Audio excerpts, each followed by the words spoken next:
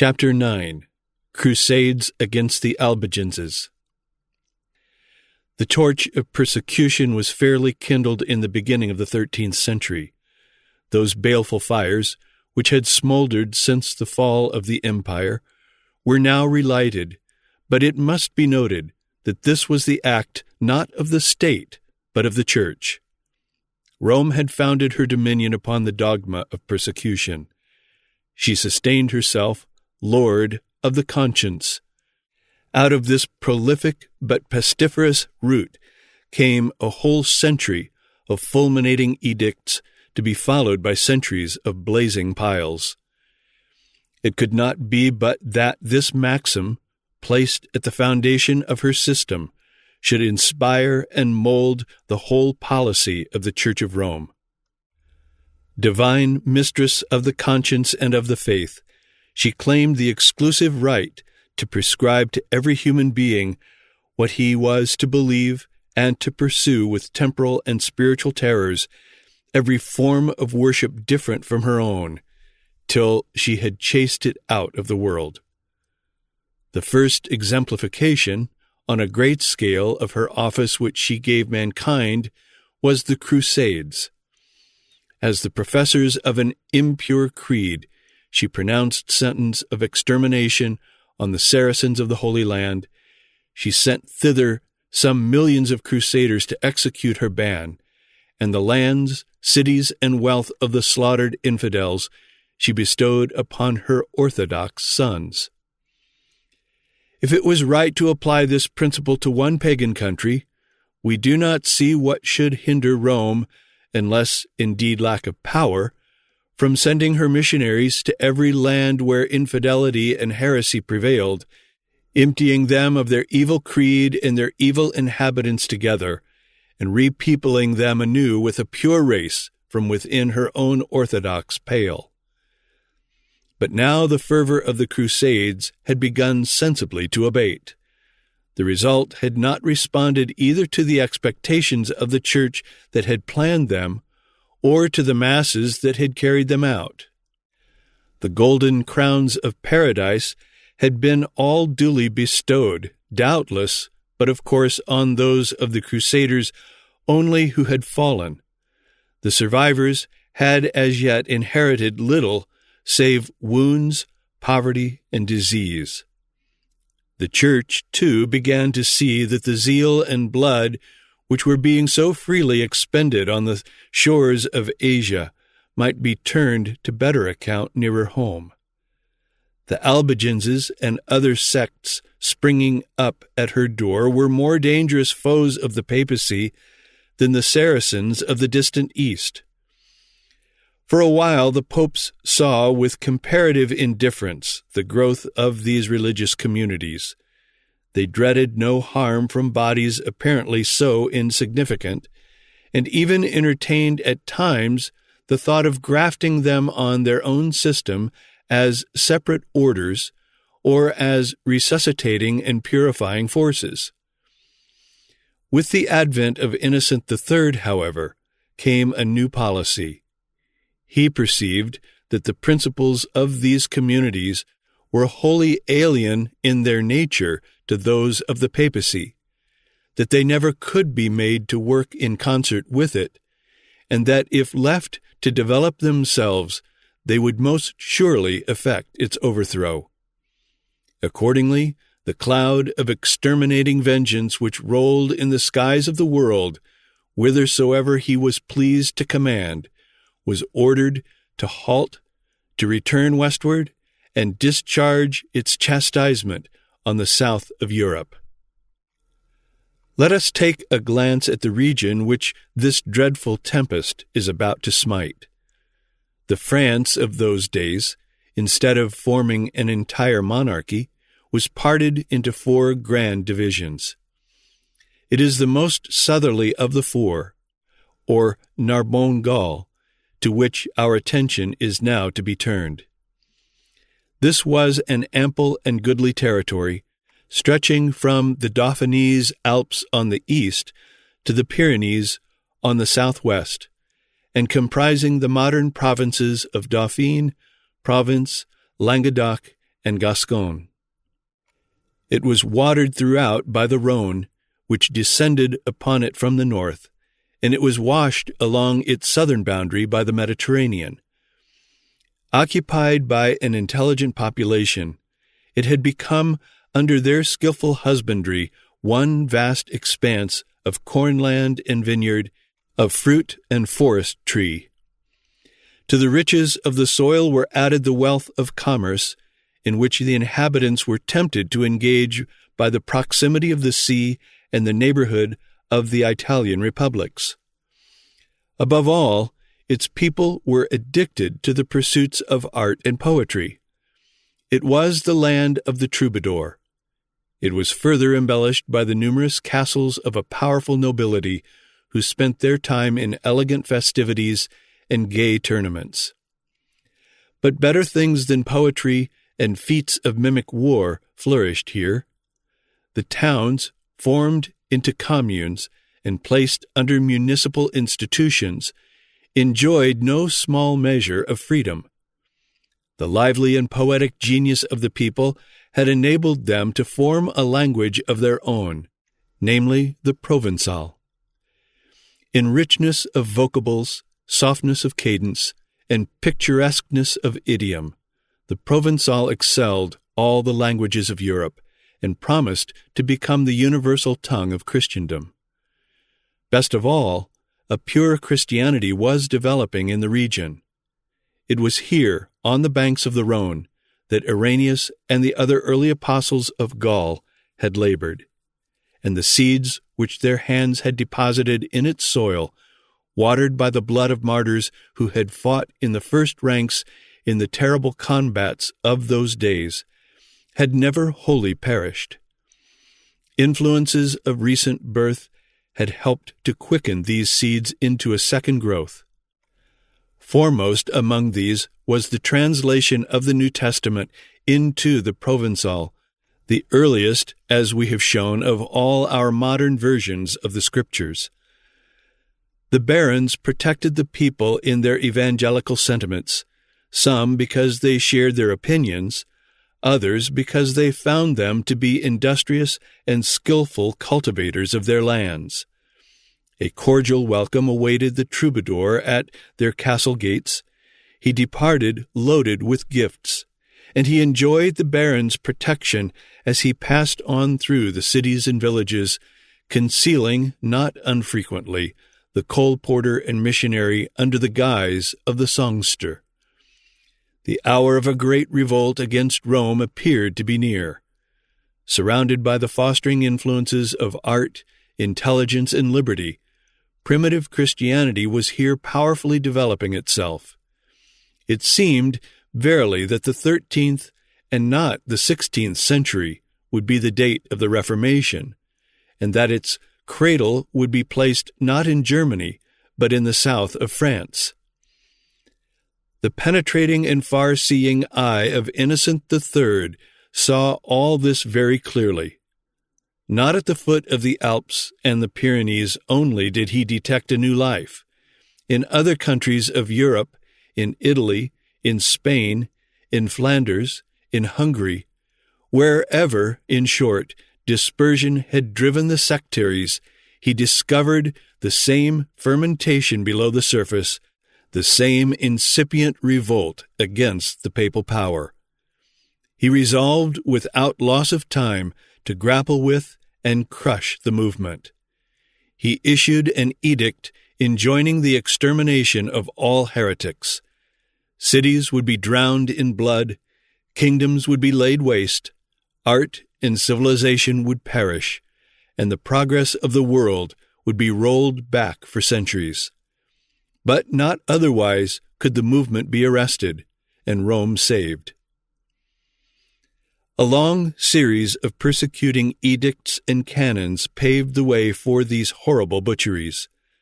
The Council of Toulouse in 1119, presided over by Pope Calixtus II, pronounced a general excommunication upon all who held the sentiments of the Albigenses, cast them out of the church, delivered them to the sword of the state to be punished, and included in the same condemnation all who should afford them defense or protection. This canon was renewed in the Second General Council of Lateran, 1139, under Innocent II. Each succeeding council strove to excel its predecessor in its sanguinary and pitiless spirit. The Council of Tours, 1163, under Alexander III, stripped the heretics of their goods, forbade, under peril of excommunication, any to relieve them, and left them to perish without succor. The Third General Council of Lateran, 1179, under Alexander III, enjoined princes to make war upon them, to take their possessions for a spoil, to reduce their persons to slavery, and to withhold from them Christian burial.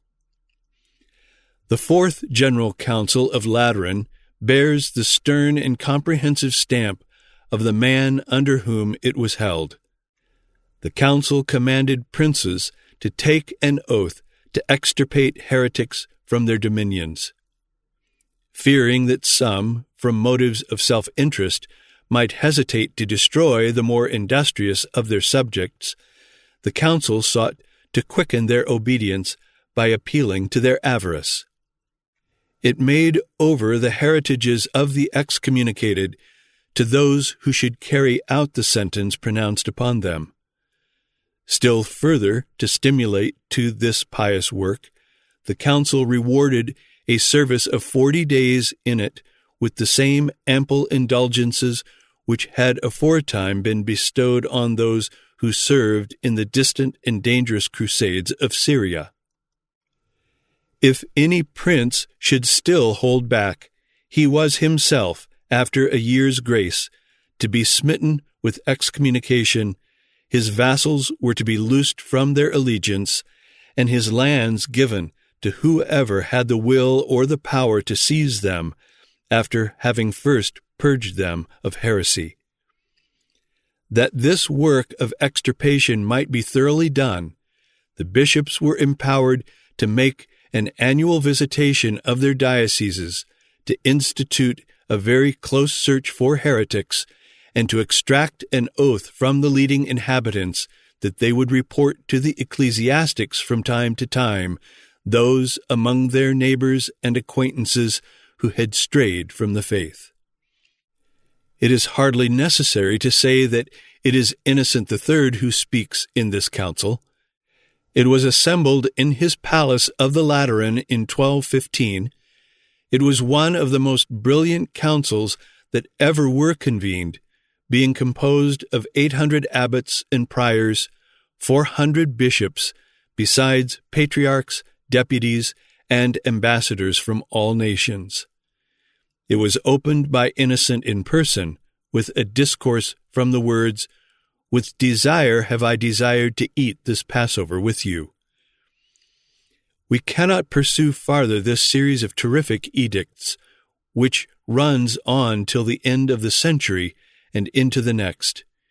Each is like that which went before it, save only that it surpasses it in cruelty and terror.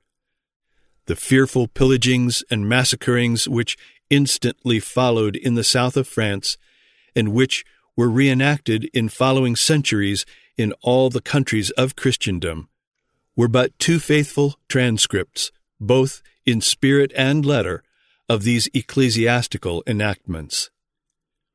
Meanwhile, we must note that it is out of the chair of the Pope, out of the dogma that the Church is mistress of the conscience, that this river of blood is seen to flow.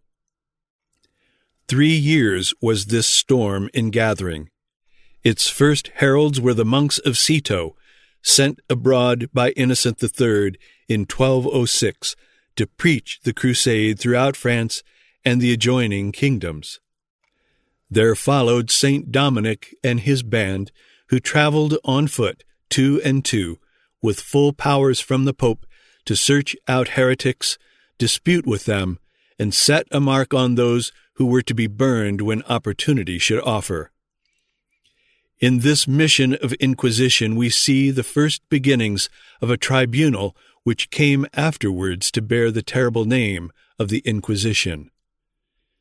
These gave themselves to the work with an ardor which had not been equaled since the times of Peter the Hermit.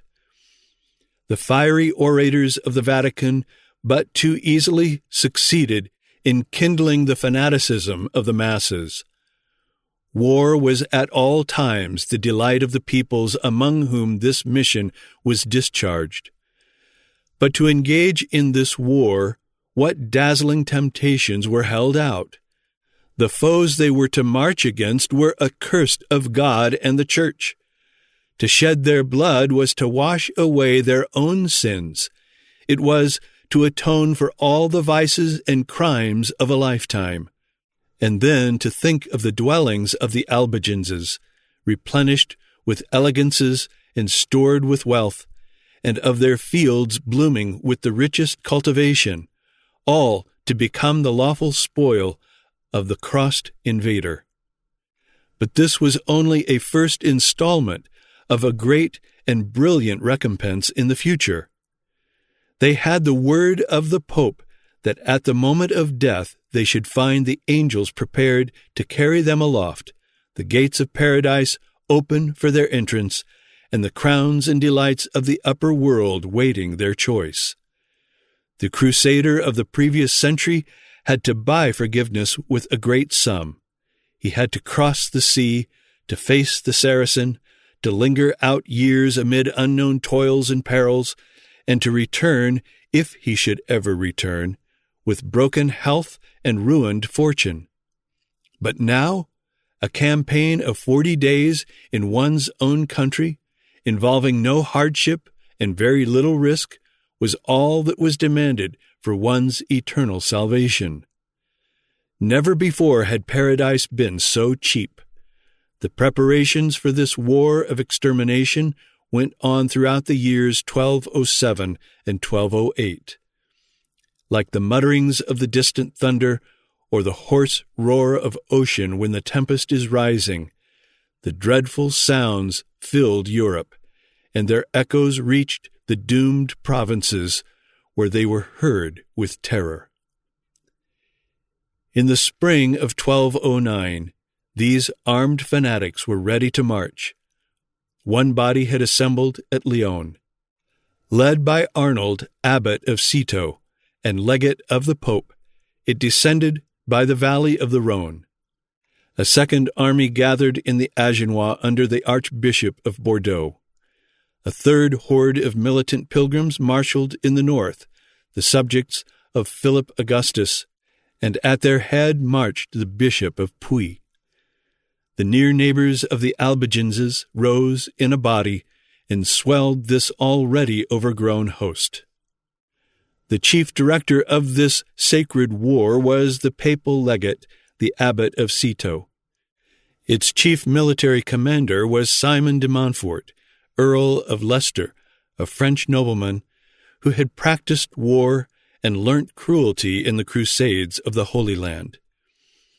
In putting himself at the head of these crossed and fanatical hordes, he was influenced, it is believed, quite as much by a covetous greed of the ample and rich territory of Raymond, Count of Toulouse, as by hatred of the heresy that Raymond was suspected of protecting. The number of crusaders who now put themselves in motion is variously estimated at from 50,000 to 500,000. The former is the reckoning of the abbot of Vaux-Cernay, the popish chronicler of the war. But his calculation, says Sismondi, does not include the ignorant and fanatical multitude which followed each preacher armed with scythes and clubs, and promised to themselves that, if they were not in a condition to combat the knights of Languedoc, they might at least be able to murder the women and children of the heretics. This overwhelming host precipitated itself upon the estates of Raymond VI, Count of Toulouse. Seeing the storm approach, he was seized with dread, wrote submissive letters to Rome, and offered to accept whatever terms the papal legate might please to dictate. As the price of his reconciliation, he had to deliver up to the Pope 7 of his strongest towns to appear at the door of the church, where the dead body of the legate Castelnau, who had been murdered in his dominions, lay, and to be there beaten with rods.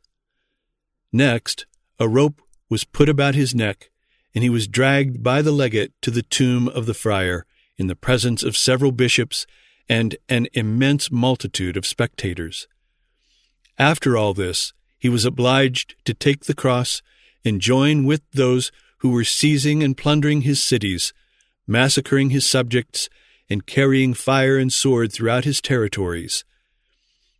Stung by these humiliations and calamities, he again changed sides. But his resolution to brave the papal wrath came too late. He was again smitten with interdict. His possessions were given to Simon de Montfort, and in the end he saw himself reft of all. Among the princes of the region now visited with this devastating scourge, the next in rank and influence to the Count of Toulouse was the young Raymond Roger, Viscount of Béziers. Every day this horde of murderers drew nearer and nearer to his territories. Submission would only invite destruction. He hastened to put his kingdom into a posture of defense. His vassals were numerous and valiant. Their fortified castles covered the face of the country. Of his towns, 2, Béziers and Carcassonne, were of great size and strength, and he judged that in these circumstances it was not too rash to hope to turn the brunt of the impending tempest. He called round him his armed knights, and told them that his purpose was to fight. Many of them were papists, as he himself was, but he pointed to the character of the hordes that were approaching, who made it their sole business to drown the earth in blood, without much distinction whether it was Catholic or Albigensian blood that they spilled.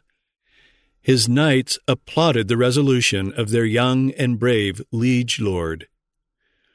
The castles were garrisoned and provisioned. The peasantry of the surrounding districts gathered into them, and the cities were provided against a siege. Placing in Béziers a number of valiant knights, and telling the inhabitants that their only hope of safety lay in making a stout defense, Raymond shut himself up in Carcassonne and waited the approach of the army of crusaders. Onward came the host, before them a smiling country, in their rear a piteous picture of devastation. Battered castles, the blackened walls and towers of silent cities, homesteads in ashes, and a desert scathed with fire and stained with blood. In the middle of July 1209, the 3 bodies of crusaders arrived and sat down under the walls of Béziers. The stoutest heart among its citizens quailed as they surveyed from the ramparts this host that seemed to cover the face of the earth. So great was the assemblage, says the old chronicle, both of tents and pavilions, that it appeared as if all the world was collected there. Astonished but not daunted, the men of Béziers made a rush upon the pilgrims before they should have time to fortify their encampment. It was all in vain. The assault was repelled, and the crusaders, mingling with the citizens as they hurried back to the town in broken crowds, entered the gates along with them, and Béziers was in their hands before they had even formed the plan of attack. The knights inquired of the papal legate, the abbot of Citeaux, how they might distinguish the Catholics from the heretics. Arnold at once cut the knot which time did not suffice to loose by the following reply, which has since become famous: "Kill all, kill all. The Lord will know his own." The bloody work now began. The ordinary population of Béziers was some 15,000. At this moment, it could not be less than 4 times its usual number, for being the capital of the province and a place of great strength, the inhabitants of the country and the open villages had been collected into it. The multitude, when they saw that the city was taken, fled to the churches and began to toll the bells by way of supplication. This only the sooner drew upon themselves the swords of the assassins. The wretched citizens were slaughtered in a trice. Their dead bodies covered the floor of the church. They were piled in heaps round the altar. Their blood flowed in torrents at the door. 7,000 dead bodies, says Sismondi, were counted in the Magdalen alone. When the Crusaders had massacred the last living creature in Béziers, and had pillaged the houses of all that they thought worth carrying off, they set fire to the city in every part at once, and reduced it to a vast funeral pile. Not a house remained standing, not one human being alive. Historians differ as to the number of victims. The abbot of Citeaux, feeling some shame for the butchery which he had ordered, in his letter to Innocent III, reduces it to 15,000.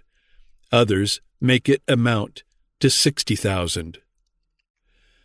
The terrible fate which had overtaken Béziers, in one day converted into a mound of ruins dreary and silent as any on the plain of Chaldea, told the other towns and villages the destiny that awaited them. The inhabitants, terror-stricken, fled to the woods and caves. Even the strong castles were left tenantless, their defenders deeming it vain to think of opposing so furious and overwhelming a host. Pillaging, burning, and massacring as they had a mind, the Crusaders advanced to Carcassonne, where they arrived on the 1st of August. The city stood on the right bank of the Aude. Its fortifications were strong, its garrison numerous and brave, and the young Count, Raymond Roger, was at their head. The assailants advanced to the walls, but met a stout resistance. The defenders poured upon them streams of boiling water and oil, and crushed them with great stones and projectiles.